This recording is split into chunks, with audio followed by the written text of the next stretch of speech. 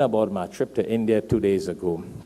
One thing, though, that is very sad in some parts of the Muslim world, and India to be specific, I'm not too sure. Well, I a little bit of Bangladesh and Pakistan and other Muslim countries. It's sad to know that Muslims have progressed, driving Audis and Range Rover and Mercedes Benz. I'm talking about Muslims, in some of these Muslim countries. They have progressed and developed in buildings and homes, and everything is sophisticated. Properties, and fantastic, progressive. But it's still, I still try to ponder why in some of these Muslim countries, women are not allowed to go to the masjid to listen to the khutbah.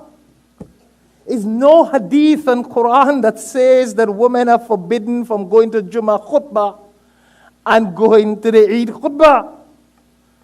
Actually, the Prophet ﷺ emphasized on the woman to go for the Eid khutbah, which is less than the Jummah khutbah. And on the Eid khutbah, he would go behind the men and give another bayan to the ladies. If you check the Quran and Sunnah, that's what you see. Now listen. It is some scholars' interpretation to have stopped women from going to the masjid. But if you go according to Quran and Sunnah, women went to the masjid in the time of the Prophet ﷺ. The Quran and the Sunnah has nothing forbidding women. That's an interpretation by some people in the past who have progressed and developed in everything materialistic, but have not advanced. They have advanced for women to go everywhere. Universities, colleges, institutions, women driving motor cars. Saudi Arabia have lifted the law. Women drive motor cars. All over, women drive motor cars. They drive everything. They even drive their husbands out of their homes. They're good drivers. They can drive husbands out of their homes also.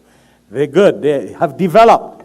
But they're not allowed to go to masjid, which is the Quran and Sunnah. There's nobody in the world can prove a hadith, a Sunnah actually, or a Quranic verse to prove that women are prohibited from Jummah khutbah and the Eid khutbahs. Actually, the culture we suffer in some of these Muslim countries, you get married. Listen to this, They get married. Oh, it's big in India and Pakistan and Bangladesh. Wedding halls is a big thing now. I went through some villages and I see some sophisticated buildings and I said, what is that? They said, that is wedding halls. I said, what? They progress with wedding halls? But when they give the khutbah for the nikah, there is no explanation. The imam gets up, done. The husband and wife does not even know why they got married. What is the purpose of marriage? What are the hukukul, or the rights of the wife? What are the rights of the husband? Why do you think the Prophet ﷺ gave a khutbah in a nikah? And you know, they bring that fitna to America. A lot of our cultural Muslims here in America, you bring that garbage and fitna to America, and you have the best hall for a nikah ceremony, 5 days wedding. Some people invite me to do weddings. I say, which day? Because they give you 5 invitations. One to change clothes, one to put on new clothes, one to wear this, one to wear that, one for mehendi, one for no di, all kind of di. One for nikah, one for walima. 5 days. They're experts in halls and decorations and event planning. Yeah? DJ and music. But when it's time for the nikah, nobody knows what advice the sunnah and the khutbah says. Especially the bride and the bridegroom. They have no clue why they even getting married. Sometimes you ask a groom, why you got married? He says, because my father told me to get married. You ask the bride, why you got married? Because my mother told me to get married. And how come you getting married to this guy? Because my parents told me I have to get married to him. They don't even know why they say kabiltu. See the ignorance? That's a riwaj in a culture. And I just had a long conversation with some people there in India about that. The imams and the scholars are to be questioned for this. They are misleading the people. All the money is spent on all these preparations and worldly things. And you get married in a nikah, and you don't even know that. I'm not telling you there's a khutbah in the nikah. That's what the Prophet ﷺ did. He gave guidelines in a nikah. And you go, and that tradition has come to America. Some of our traditional Muslims, not all, mashallah, there are some, mashallah, Allah has blessed with hidayah. And they love that the nikah khutbah could be explained to the bride and bridegroom and to the Muslims and non-Muslims in the audience, so they will understand Islam and they will understand the rights of husband and wife. They will understand the purpose of marriage from Quran and Sunnah. But that's still a disease in some of these Muslim countries. Go back and see it. When you guys go back home, Hafiz Munir and you boys who are from different countries, go back to educate the people. They cannot follow culture and put culture before. Go check it out. That's what they do. Lights and thousands of people and lakhs and crores and hundreds of thousands of rupees are spent on food and decoration. And the purpose of the marriage, nobody understands why they got married. That's why they live by riwaj and culture and society. Do you know? Yes, we have girls' school and girls' madrasas. But why do you think there's a khutbah? Women need to also be reminded of a khutbah on a Friday. Why do you think there's a khutbah for Eid al-Fitr and Eid al-Adha? Why did the Prophet ﷺ say you must go to the khutbah? Why is the khutbah part of Jummah Salah? Doesn't matter how much we study.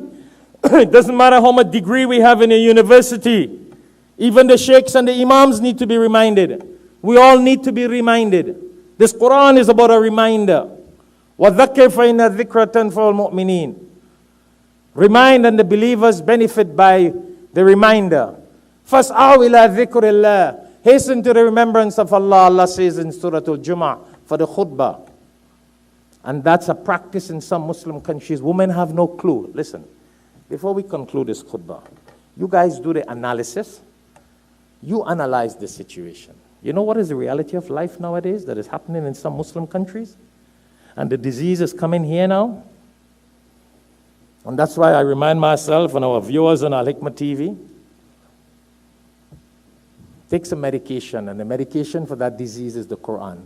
Live by the Quran, not by your culture, not by your country culture. Fahim? Samajh gaya? Yeah. Women play a major, powerful role in a family. That's why we are taught if you teach a woman, it's like teaching an entire village. A mother in a home is a very superior, powerful position. All right. And when they are deprived of being reminded of the Quran and the Sunnah every Friday, that's a big disaster. They're allowed to do everything else. Everything else. Mall, have a job, they're working in the hospital, you know, they work, they're nurses in the hospital, they're doctors in the hospital, taking care of all kind of man. All kind of men. But they're forbidden to come to the masjid according to their husband's culture. What garbage is that? Where we got that from? Huh? If you want to practice that, keep them home. Don't send them to school. Don't send them anywhere. Get them married and let them lock up home. Why you send them to college and school and job and work? When it comes to the dollar, the almighty dollar, we don't care about almighty Allah. But when it comes to masjid, we go according to culture, not Quran and Sunnah. Remember, a woman is a powerful person in a home. She's the mother, she's the wife. Children are very much connected to mothers. That's why the Prophet ﷺ says, when he was asked, whom should you love more? The answer was your mother, your mother, your mother, 3 times, then your father. So mother is placed in that high esteem and position in Islam. In a family, in a home. See the integrity? See the status? See the rank? So one is that they got a position, and if they got that position, they're going to have that authority as a mother. They are blessed with that from Allah. They were given that gift from Allah, that position from Allah. Man didn't give them that position. Sometimes I think that husbands want to keep their wives ignorant so you could dictate to them, dominate them, rule them, and keep them down. Sometimes I think again, some Muslim men keep their wives away from going to masjid to learn, to be reminded, khutbahs, classes, Quran, so they could keep them ignorant from Islam, they could dominate them, they can dictate to them and keep them down. That's a kind of culture. Again, the woman is that superior person, all right? The Prophet ﷺ says, love your mother 3 times more than your father, based on yes, yes, yes, yes, yes, yes. Children automatically are connected to mothers. Physically from the womb, are you following? Physically from the womb they are connected. Ethically, morally, socially, emotionally. With emotions, they're connected to their mother in all different ways. So here what happens now. The children who are going to school and going to colleges and doing all the things outside around the place, when they want to follow the dunya or the un-Islamic way, whom do they convince? The father? They go to the mother. Because the mother's heart is connected to theirs. And they can easily change the mother's heart. Even though the mother knows that is wrong, what the child wants to do, the mother said, hey, bacha hai, this is my child, my one son, my one daughter. Oh, my beloved. Mera jaan hai ye bhai, this is my life. So if the child say, eat haram, the mother say, haan, eat haram, naam. Okay, go ahead. The child say, I'm not going to masjid, mother say, okay. Because the mother doesn't want to break the heart of the child. The mother is so connected to the child. The mother knows it's wrong. What the child is requesting. And I don't know what the child is requesting. You do the maths, not me. Don't ask me. You live out there. We all live here. Whatever the child asks, there's that love and connection and emotional relationship. The mother went through that 9 months of pain for that child. So the mother does not want to break the heart of that child. See? So then the child is now able to convince the mother to say yes to what the mother or the child wants to do. So what happened?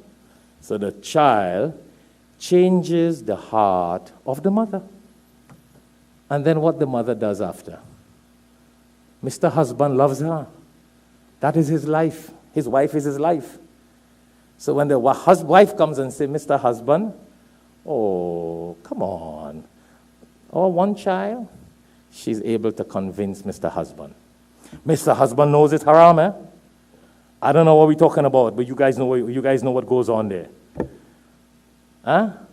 The child dressed half naked, the child taking dancing classes, the child doing many other haram things. Mr. Father knows it's haram. But because the child has convinced the mother, the love with the mother and the child, and the father loves the mother, what happens? The father falls prey to it and says, no problem, no problem, no problem. So he pleases his wife, and the wife pleases the child, and everything goes haywire. That's how shaitan works. Who works like that? Mr. Iblis. Isn't that how he worked with Eve and Adam? Go back in the Quran and check it out. Don't go and say this is Shaikh Shafayat analogy. This ain't my analogy. I didn't analyze this. This was just from the rahmah of Allah. This is what Satan did to Adam alayhi salatu wasalam. Go check the Quran. Worked on Hawa alayhi salatu wasalam, and Hawa worked on Adam alayhi salatu wasalam. And that's the downfall of man. Arabai, go home and do some thinking. And then we think, oh, it's muhabbat, hubba. It's love for the family, love for the wife. Not knowing that the guy who is generating the energy to run this whole operation is Mr. Iblis at the bottom. But you don't see that. You see love for mother, love for child, love for husband. All right? And if the father says no, then Mr. Child will hate the father. Because shaitan now puts hatred in the heart of the child against the father. Listen, this is a long lecture. I don't have time for that. But anyhow, conclude. That's why did I mention that? When the women are deprived of the khutbah reminder on Fridays, and the khutbah that has been designed in a nikah, and the khutbah that has been designed in Eid al-Fitr khutbah and Eid al-Adha khutbah.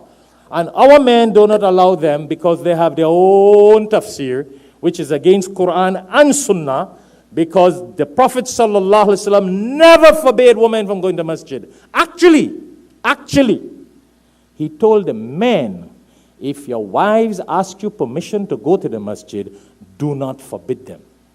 Go check the hadith in Bukhari. Actually, he did not forbid women from going to masjid. He forbid men from forbidding their women from going to masjid. So, Mr. Cultural Man, you guys put that in your pipe and smoke it. Go do some diagnosis and analysis of that. Go check the Quran and Hadith. And I don't want to hear about this guy said that and that one said this and this Mufti and this Maulana and this Sheikh. Let's hear what the Prophet said and what the Quran says. Because that's the corruption in the world today. Every country follows their own culture. Every country follows their own culture. And they take what those guys analyze for their own culture. And it makes them happy, so they go with the flow. Time doesn't permit.